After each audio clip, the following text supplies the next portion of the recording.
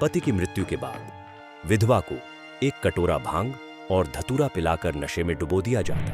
चिता पर बैठाकर उसके ऊपर कच्चे बांस की मचिया कसकर बांध दी जाती, क्योंकि डर था कि दाह की जलन सह न सके तो उठकर भाग न जाए। ढोल करताल शंख बजाए जाते ताकि कोई उसकी चीखें, रोना और विनती न सुन पाए। राल और घी डालकर इतना धुआं किया जाता कि आग की भयावहता छुप जाए।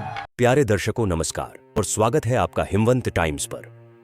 हम लेकर आए हैं एक नई सीरीज जहां हर हफ्ते हम आपके सामने भारत के इतिहास और समाज की ऐसी कहानियां रखेंगे जिन्होंने इंसानियत और सभ्यता की दिशा तय की।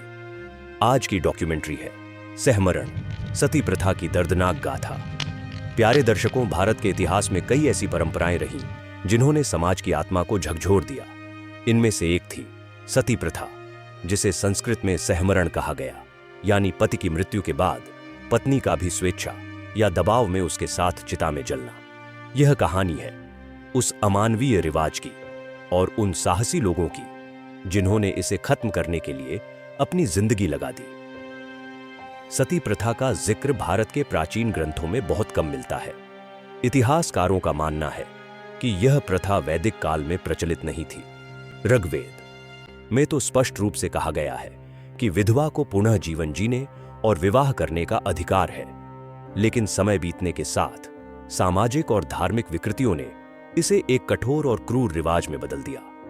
मध्यकाल में, खासकर युद्धों के दौर में, राजपूत महिलाएं जौहर करती थीं, यानी दुश्मनों के हाथों अपमान से बचने के लिए सामूहिक रूप से आग में कूद जाती थीं। यही सोच धीरे धीरे पति की मृत्यु के बाद पत्नी का भी अग्नि में जाना जैसे कृत्य को सामान्य और धार्मिक मान्यता देने लगी। पति की मृत्यु के बाद विधवा को एक कटोरा भांग और धतूरा पिलाकर नशे में डुबो दिया जाता। उसकी आंखों में नींद, होंठों पर बेबस मुस्कान और दिल में मौत का डर। श्मशान की ओर बढ़ते समय वह कभी हंसती, कभी रोती, तो कभी रास्ते में जमीन पर लेट जाना चाहती। पर भीड़, समाज और धार्मिक ठेकेदार उसे धकेलते हुए आगे बढ़ाते। यही उसका सहमरण सती के लिए जाना था। चिता पर बैठाकर उसके ऊपर कच्चे बांस की मचिया कसकर बांध दी जाती, क्योंकि डर था कि दाह की जलन सह न सके तो उठकर भाग न जाए। राल और घी डालकर इतना धुआं किया जाता कि आग की भयावहता छुप जाए। ढोल करताल शंख बजाए जाते ताकि कोई उसकी चीखें, रोना और विनती न सुन पाए। 18वीं और 19वीं सदी में सती प्रथा बंगाल और राजस्थान सहित कई क्षेत्रों में सबसे अधिक प्रचलित थी। 1815 से 1828 के बीच बंगाल प्रांत में 800 से अधिक सती की घटनाएं दर्ज हुईं। समाज के कुछ हिस्से इसे पवित्र कर्तव्य मानते थे, तो कुछ लोग इसे खुला अत्याचार कहते थे। राजा राम मोहन राय ने खुलकर इसका विरोध किया। उन्होंने 1818 में आत्मीय सभा और बाद में ब्रह्म सभा के माध्यम से आंदोलन चलाया। उनके प्रयास और governor general Lord William Bentinck के समर्थन से 4 दिसंबर 1829 को बंगाल सती रेगुलेशन एक्ट पारित हुआ, जिसने सती प्रथा को अवैध और दंडनीय अपराध घोषित किया। कानून बनने के बाद भी ग्रामीण क्षेत्रों और रूढ़िवादी समाज में सती प्रथा छुपकर चलती रही। तब आए महर्षि दयानंद सरस्वती, जिन्होंने न केवल वेदों की ओर लौटने का संदेश दिया, बल्कि यह भी सिद्ध किया कि वेद किसी भी रूप में नारी के जीवन के साथ अन्याय की अनुमति नहीं देते। उन्होंने आर्य समाज के माध्यम से लोगों को जागरूक किया, नारी शिक्षा को बढ़ावा दिया और यह विश्वास दिलाया कि विधवा का जीवन भी पूर्ण और सम्माननीय है। आज भारतीय नारी विज्ञान, राजनीति, खेल और समाज सेवा के हर क्षेत्र में अपनी पहचान बना रही है। यह उनकी मेहनत के साथ साथ उन सुधारकों की देन है जिन्होंने सामाजिक कुरीतियों के खिलाफ आवाज उठाई।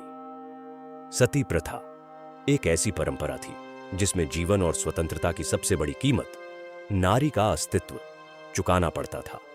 राजा राम मोहन राय ने इसे कानून से खत्म किया और महर्षि दयानंद सरस्वती ने इसे समाज से मिटाने का बीड़ा उठाया।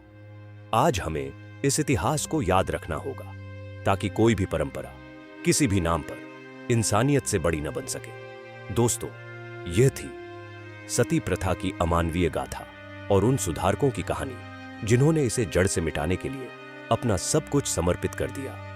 आज जब हम आधुनिक भारत की स्वतंत्र और सशक्त महिलाओं को देखते हैं तो यह उनकी मेहनत के साथ साथ उन क्रांतिकारियों की देन है जिन्होंने नारी को उसकी असली पहचान दिलाई। कोटि कोटि नमन उन सभी सुधारकों को।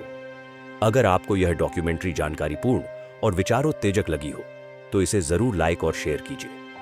हमारे चैनल हिमवंत टाइम्स को सब्सक्राइब कीजिए और बेल आइकन दबाइए, क्योंकि अब हर हफ्ते हम आपके लिए ऐसी ही अनसुनी और सच्ची कहानियां लेकर आएंगे। आपके सुझाव हमारे लिए बेहद कीमती है। कमेंट में जरूर बताइए कि अगली डॉक्यूमेंट्री किस विषय पर देखना चाहेंगे।